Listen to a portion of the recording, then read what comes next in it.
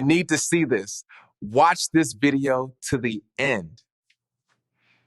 If your goal is to be a billionaire in dollars, for example, my first advice is you need to go and study the world's richest people. There are about 2,000 billionaires in the world that is recognized today. And you need to now study and find out what are the fields, where do they operate.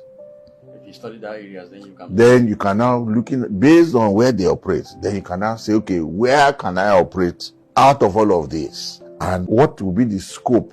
Because somebody that is a billionaire in sports, you can't be a sports in Nigeria and say you want to be a billionaire. It cannot happen. Even if you're playing outside of the country, it cannot happen.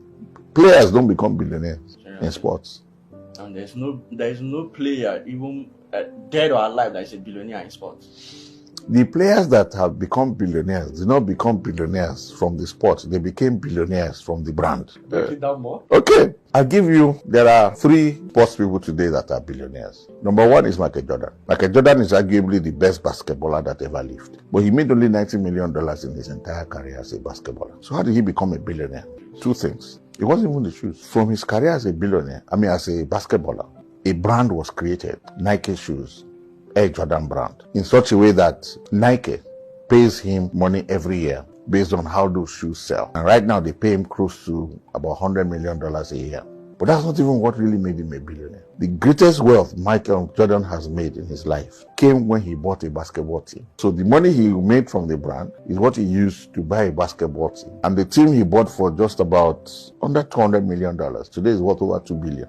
So you see that even though he's a sports person, he actually made the bulk of his wealth from being a businessman, owning a sports team. Tiger Woods, his is likely because it's a brand. He also owns a sport business. He doesn't really own sports, but he's been paid a lot of money for the last 25 to 30 years. From his sports? From adverts, from his brand. So another basketballer is currently still playing, even though he will soon retire. LeBron James, he too. The same thing. It's largely from a brand. Even though LeBron James too has become a heavy investor. He's a shareholder in Liverpool Football Club. He's a shareholder in Liverpool Football Club.